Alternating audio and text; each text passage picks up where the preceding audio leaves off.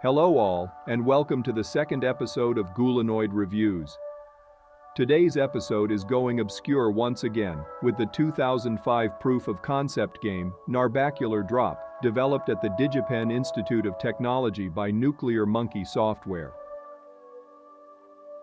In Narbacular Drop, you play as Princess No Knees, named so for her complete inability to jump. No Knees has found herself kidnapped and taken to a mountain lair by an evil demon, named simply Demon. She is rescued by yet another demon, Wally, who is incensed by Demon building an evil fortress in his home.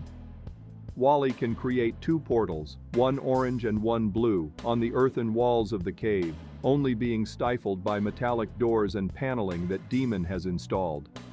If this sounds familiar, the number one claim to fame of this game is that it inspired the development of Portal. Gabe Newell himself was impressed with this relatively simple game, purchasing the rights and hiring the entire team outright. This is actually one of the main reasons I felt the need to write a review of this game, since other than their core mechanics, Narbacular Drop and Portal could not possibly be more different in presentation from one another. Hitting the spacebar will simply alter your view, from first person to over-the-shoulder third person to some kind of dynamic cinematic camera that makes the game quite impossible to control. The controls are mostly the same, though as mentioned previously, Princess No Knees cannot jump. Rather than portals moving platforms over lava, there are instead friendly, lava turtles that can be ridden. Doing so is quite perilous though, as they have circular shells and their head has no collision, making it easy to fall off of them by stepping a bit far forward when trying to board or debark. There are of course crates that you portal under to use them as either platforms or weights for buttons. There are also perpetually rolling boulders that must be avoided or redirected. These things are somewhat unpredictable, and are also the source of one of the most annoying puzzles in the game. Being killed simply resets the level. Other than the boulders and the lava, the game has no real enemies to speak of. There is an imp NPC that runs around the levels and can be trapped or thrown into lava at some points, but he doesn't actually hurt the princess when he runs into her and isn't affected by the boulders. Torches exist for ambiance around the various levels and can actually be knocked off the wall by portaling behind them. I'm positive this made its way into Portal in the form of the video cameras. Lastly, and this may simply be an oversight, but unlike Portal, you can actually look through a portal and set another one without having to step through it. Being a simple proof of concept, Narbacular Drop's levels are nothing to really write home about, but they are still interesting to run through nonetheless. The first level is a simple tutorial where you have to portal out of a cage and then drop a crate on a button to activate it. Following this is your first encounter with a lava pit and a demonstration of the lava turtle mechanics. From there, you move into a level containing two boulders and two buttons in a pair of pits that need to be pressed to continue. The boulders are quite finicky, and even when you successfully get one into the pit, it may not roll in a way that causes it to press the button. It's also very easy to drop both boulders into the nearby lava, forcing you to kill yourself and reset the level as there is no other way to get them out. The best way to complete this level is to wrestle one of the boulders into a pit and then simply step on the button in the other. The door will stay open even after you step off. The next level is a platforming challenge where you must use expert portal placement to drop yourself onto the platform above the one you're currently standing on.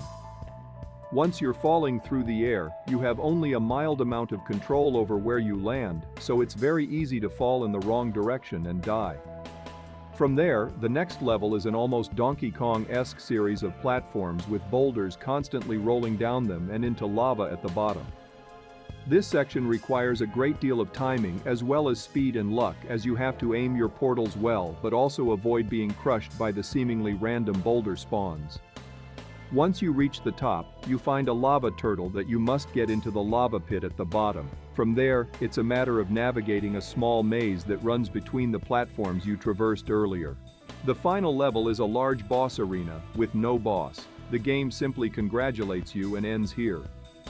If you visit the showcase room, you can find that they did model and animate the demon, presumably for a final encounter, but I suppose they either couldn't get his AI right, or they simply ran out of time.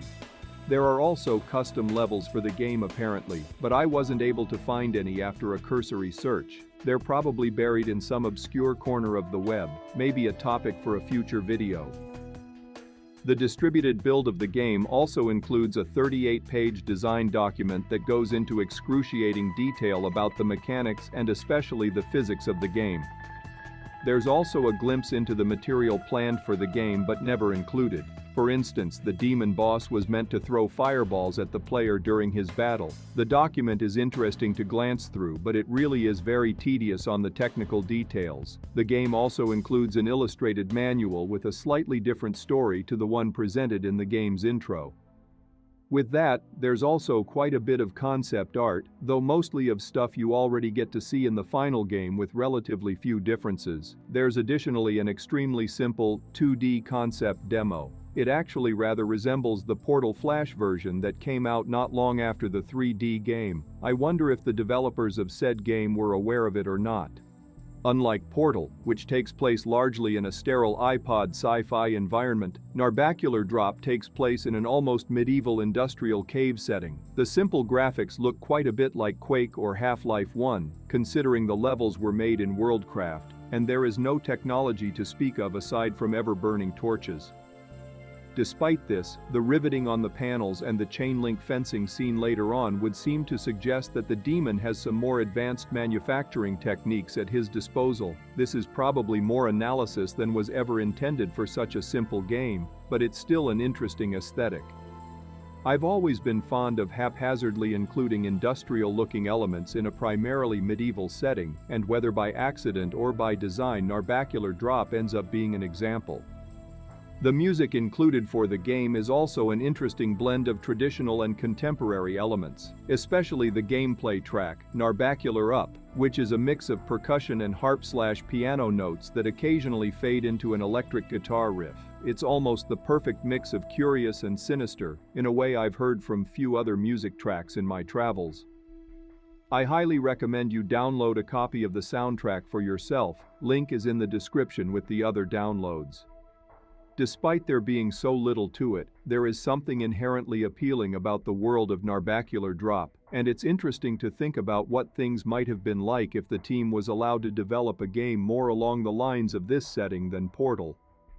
Portal either started or at least greatly capitalized on the trend of science and nerdiness becoming a popular mainstream identity, depending on who you ask.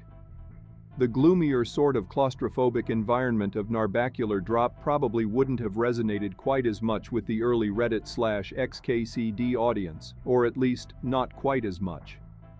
Portal not existing as it ultimately did could have changed the course of the entire internet. It's certainly an appealing line of thought given the way things are these days. Inevitably, Narbacular Drop is a proof of concept. It's more like a demo than a proper game. I often find that the most tantalizing fictional worlds are the ones we see the least of. However, just as the game offers us a glimpse into a goofy semi-industrial fantasy world, it also gives us a glimpse into a different version of our own world where one of the most influential video games of all time took a different turn. Simple as it is, I highly recommend this game. It's a free download and quite short, so you have no excuse not to try it out for yourself. Links are in the description. Make sure to subscribe if you want to see more old, weird and obscure artifacts from around the internet.